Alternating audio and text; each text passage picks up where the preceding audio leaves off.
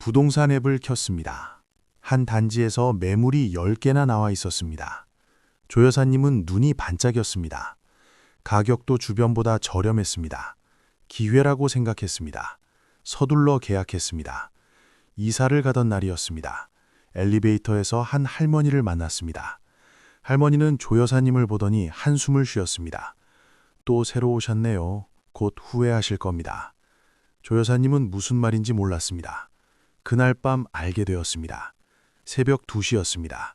윗집에서 쿵쿵 소리가 났습니다. 벽을 두드려도 소용없었습니다. 다음 날 아침 관리사무소에 갔습니다. 직원은 피곤한 표정으로 말했습니다.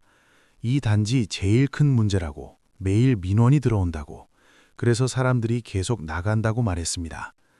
조 여사님은 그제야 깨달았습니다. 매물이 많은 게 기회가 아니라 경고였다는 것을 말입니다. 오늘 이 이야기를 시작하는 이유는 명확합니다.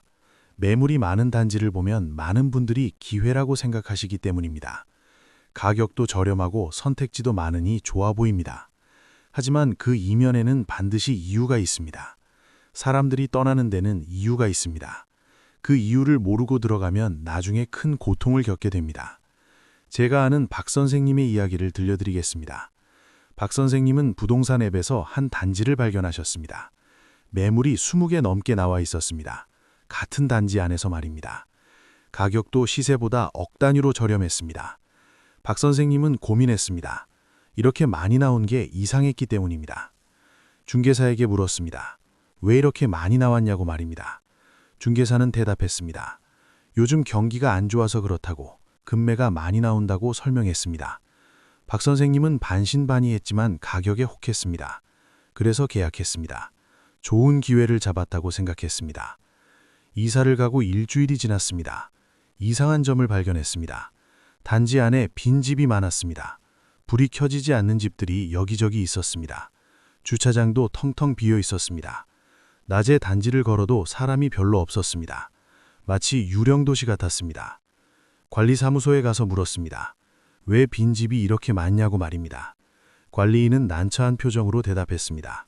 재건축 문제로 분쟁이 있다고, 주민들끼리 싸우고 있다고 설명했습니다. 어떤 사람들은 재건축을 원하고 어떤 사람들은 반대한다고 했습니다. 그래서 분위기가 험악하다고 했습니다. 박 선생님은 그날부터 불안해졌습니다. 주민총회에 참석했습니다. 분위기가 살벌했습니다. 사람들이 소리를 지르며 싸웠습니다. 욕설이 오갔습니다. 몸싸움까지 벌어질 뻔했습니다. 박 선생님은 충격을 받았습니다. 이런 곳에서 어떻게 편하게 살 수 있겠습니까? 더 큰 문제가 있었습니다. 재건축 찬성파와 반대파가 서로 말을 하지 않았습니다. 엘리베이터에서 마주쳐도 인사조차 하지 않았습니다. 단지 분위기가 최악이었습니다. 박 선생님은 매일 스트레스를 받았습니다. 이웃과 눈도 마주치기 싫었습니다. 집에만 틀어박혀 지냈습니다.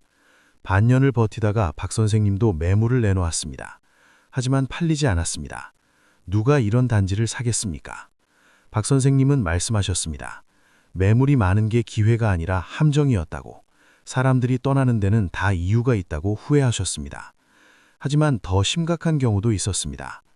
이 여사님의 경우를 보겠습니다. 이 여사님도 매물 많은 단지를 선택하셨습니다. 가격이 너무 저렴해서 고민 없이 계약하셨습니다. 이사를 가고 나서 이유를 알았습니다. 층간소음이 심각했습니다. 그것도 아주 심각하게 말입니다. 윗집은 밤낮이 바뀐 사람이 살았습니다. 밤에 활동하고 낮에 잤습니다. 새벽 2시부터 쿵쿵거리는 소리가 났습니다. 뭔가를 끄는 소리, 의자를 끄는 소리, 문 닫는 소리가 계속되었습니다. 이 여사님은 잠을 잘 수 없었습니다. 항의를 하러 갔습니다. 윗집 사람은 문을 열어주지도 않았습니다. 관리사무소에 민원을 넣었습니다.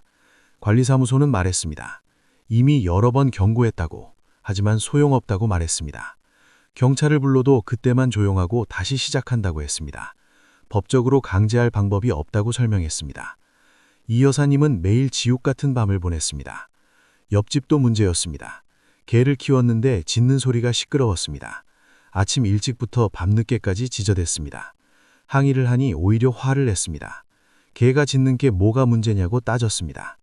이 여사님은 양쪽에서 시달렸습니다. 윗집의 쿵쿵 소리와 옆집의 짖는 소리에 미칠 것 같았습니다. 알고 보니 이 단지는 층간소음으로 억명이 높았습니다. 이웃 간 소송이 여러 건 진행 중이었습니다. 싸움도 자주 벌어졌습니다.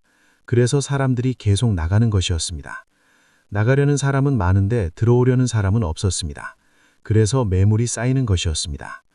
이 여사님은 1년을 버티다가 병이 났습니다. 불면증에 우울증까지 왔습니다.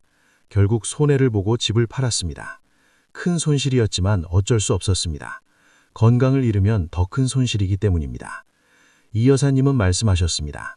싸다고 덥석 샀던 게 인생 최대 실수였다고 하셨습니다. 그런데 더 충격적인 사례도 있었습니다. 정 선생님의 이야기입니다. 정 선생님은 신축 아파트 단지에서 매물을 발견하셨습니다. 신축인데도 매물이 많이 나와 있었습니다. 이상했지만 가격이 좋았습니다. 분양가보다 저렴했습니다. 정 선생님은 기회라고 생각하고 샀습니다. 입주하고 나서 문제를 알았습니다. 건물에 결함이 있었습니다. 균열이 여기저기 발견되었습니다. 누수도 심했습니다. 비가 오면 물이 샜습니다. 입주민들이 건설사를 상대로 소송을 준비하고 있었습니다. 수리를 요구했지만 건설사는 미루기만 했습니다. 더 심각한 것은 소음이었습니다. 신축이라 방음이 잘 될 거라고 기대했습니다. 하지만 정반대였습니다. 벽이 너무 얇았습니다. 옆집 말소리가 다 들렸습니다. 위층 발소리는 말할 것도 없었습니다. 화장실 물 내리는 소리까지 들렸습니다. 사생활이 전혀 없었습니다. 입주민들은 분노했습니다. 하지만 건설사는 법적으로 문제 없다고 주장했습니다. 기준은 통과했다고 말했습니다. 입주민들은 집단 소송을 시작했습니다. 단지 분위기가 엉망이 되었습니다. 매일 항의 집회가 열렸습니다. 플랜카드가 걸렸습니다. 언론에도 보도되었습니다. 그 결과 매물이 쏟아졌습니다. 들어온 지 얼마 안 된 사람들이 나가기 시작했습니다. 손해를 보더라도 빨리 빠져나가고 싶어 했습니다. 정 선생님도 고민했습니다. 남아있을지 나갈지 말입니다. 소송이 몇 년 걸릴지 모르는 상황이었습니다. 정 선생님은 말씀하셨습니다. 신축인데도 매물이 많다는 것은 뭔가 심각한 문제가 있다는 증거라고, 그걸 몰랐던 자신이 한심하다고 자책하셨습니다. 하지만 가장 슬픈 사례는 따로 있었습니다. 최할머니의 경우입니다. 최할머니는 조용한 노후를 꿈꾸며 한 단지로 이사하셨습니다. 매물이 많았지만 가격이 좋아서 선택하셨습니다.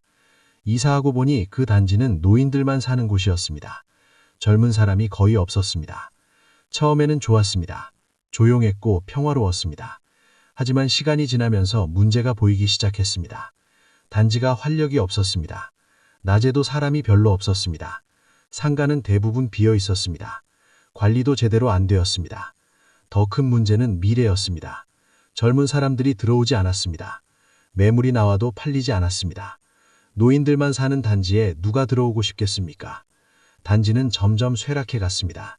집값도 계속 떨어졌습니다. 최할머니는 걱정이 되었습니다. 이 단지의 미래가 어둡다는 것을 알았습니다. 10년 후, 20년 후엔 어떻게 될까요? 아무도 사지 않는 단지가 되는 것은 아닐까요?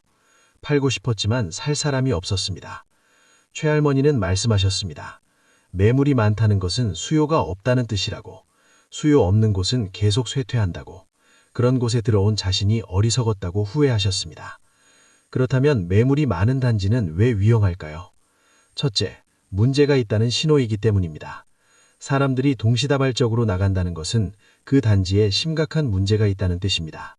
층간소음일 수도 있고 분쟁일 수도 있고 구조적 결함일 수도 있습니다. 이유가 무엇이든 좋지 않습니다.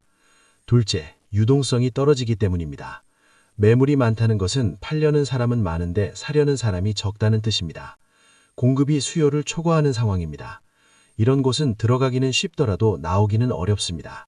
나중에 팔고 싶어도 팔 수 없습니다. 셋째, 가격이 계속 떨어지기 때문입니다. 수요가 없는 곳은 가격이 오를 수 없습니다.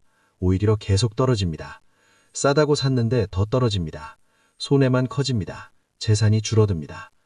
넷째, 단지 분위기가 나쁘기 때문입니다. 사람들이 떠나면 남은 사람들은 불만이 많습니다. 분위기가 어둡습니다. 갈등이 많습니다. 이런 곳에서 편하게 살 수 없습니다. 매일 스트레스를 받습니다. 다섯째, 관리가 나빠지기 때문입니다. 빈집이 많으면 관리비 수입이 줄어듭니다. 그러면 관리 수준이 떨어집니다. 청소도 잘 안 되고 수리도 늦어집니다. 단지가 점점 낡아갑니다. 그렇다면 어떻게 해야 할까요? 첫째, 매물수를 확인하십시오. 한 단지에서 동시에 여러 개 나왔다면 의심하십시오. 특히 같은 시기에 집중적으로 나왔다면 위험 신호입니다. 반드시 이유를 파악하십시오. 둘째, 직접 방문하십시오. 낮에도 가보고 밤에도 가보십시오. 평일에도 가보고 주말에도 가보십시오.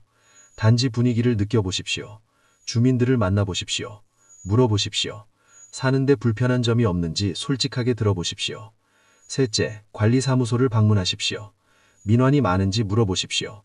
어떤 민원이 주로 들어오는지 확인하십시오. 빈집이 몇 채나 되는지 알아보십시오.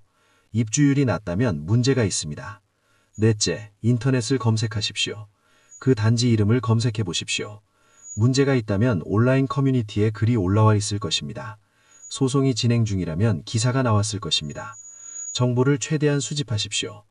다섯째, 중개사를 믿지 마십시오. 중개사는